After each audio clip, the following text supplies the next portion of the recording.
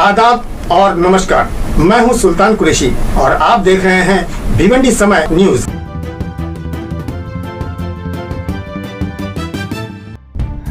Hello दोस्तों, कैसे हैं आप? मैं अच्छा हूं, उम्मीद करता हूं आप भी बहुत अच्छे होंगे। तो चलिए बात कर लेते हैं इस मर्तबा के ईद मिलाद नबी के जुलूस की।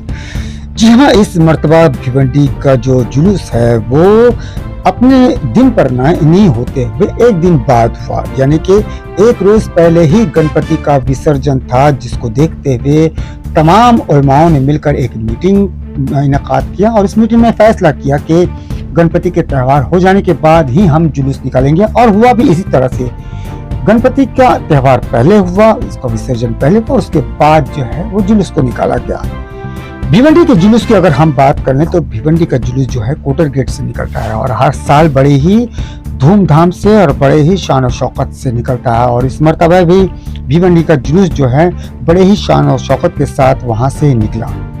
निकलने से पहले वहां पर मेहमानों का इस्तकबाल करना था और कुछ लोगों का इंतजार भी था, इसलिए वहां पर दुआएं पड़ी जा रही थी, वहां पर नात पड़ी जा रही थी, ताकि तमाम लोग जब एक साथ जमा हो जाए और उसके बाद में जुलूस को आगे बढ़ाया जाए। लेकिन इसी दौरान जो था वो टोरेंट पावर का वो चला गया, जिसकी वजह से लोगों में अच्छी खासी नाराजगी पैदा हो गई।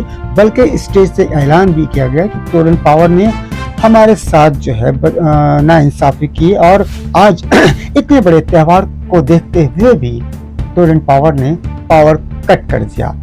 लेकिन कुछ देर बाद ये पता चला कि पावर कट होने की वजह क्या थी। पावर कट होने की वजह ये थी कि गैवी नगर सलाउद्दीन अय्यूबी स्कूल के पास कुछ बच्चे जो जुलूस की तरफ आ रहे थे, उन लोगों ने एक अलम उठाया हुआ था। अलम यानी बहुत बड़ा झंडा होता है, बहुत ऊंचा झंडा होता है, जिसको लेकर वो लोग आ रहे थे और अचानक सलाउद्दीन अय्यूबी के पास जो हाई टेंशन वायर थे, जिसमें उस बच्चे का जो झंडा था टकरा गया, जिसकी वजह से पावर जो है खंबे उस झंडे में उतरते हुए उसकी बॉडी तक पहुंच गया।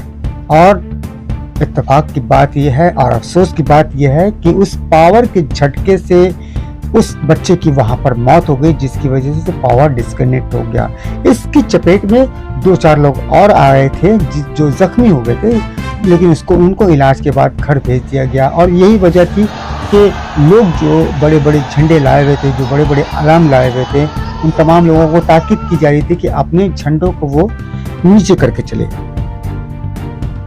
कोटर गेट में तमाम मेहमानों के जमा होने के बाद में वहाँ कुछ लोगों का इस्तकबाल भी किया गया और इसी दौरान वहाँ पर जो है भिवंडी के डीसीपी भी पहुंचे, वहाँ पर म्युनिसिपल कमिश्नर अजय वैद भी पहुंचे और तमाम के तमाम लीडरान भी वहाँ पहुंचे, तमाम मेहमान वहाँ पर पहुंचे और तमाम लोगों ने जो है कायदे जुलूस का इस्तकबाल किया। साथ में भिवंडी के जो रजा एकेडमी है, उन्होंने सभी मेहमानों का इस्तकबाल किया और दुआ के बाद जो है जुलूस की शुरुआत की गई। आहिस्ता आहिस्ता कोटर गेट से 5 पीर कब्रिस्तान की जानिब जुलूस बढ़ने लगा। भीड़ इतनी ज्यादा थी कि लोग एक दूसरे के धक्के लग रहे थे और धक्के खाते हुए आगे बढ़ रहे थे, क्योंकि ऐसा लग रहा था कि लोग न जाने ये सैलाब कहाँ से आ गया है और लोग एक दूसरे के धक्के से ही आगे बढ़ रहे थे।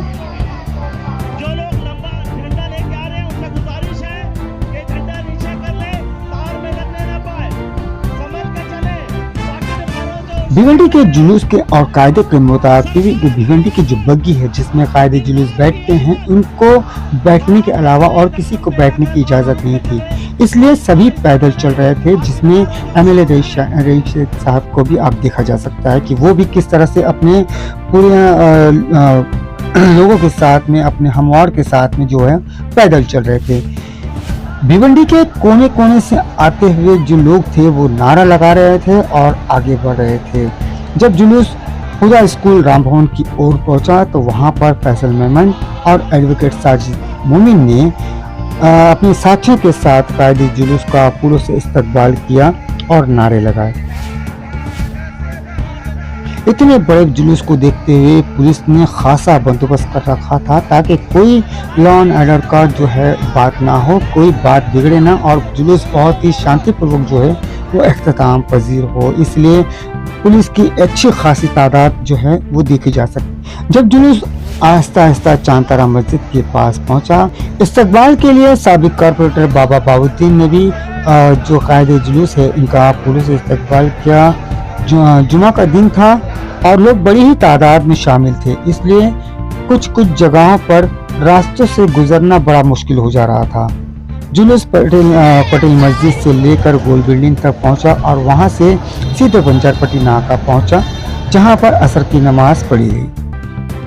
कुछ नौजवानों को देखा गया कि नौजवान उछल कर नारे लगा रहे थे और ऐसा लग रहा था कि जोश में वो नाच भी रहे हैं और अपने अपने झंडों को वो गोल गोल घुमा रहे थे, बड़े बड़े झंडे को गोल गोल घुमा रहे थे।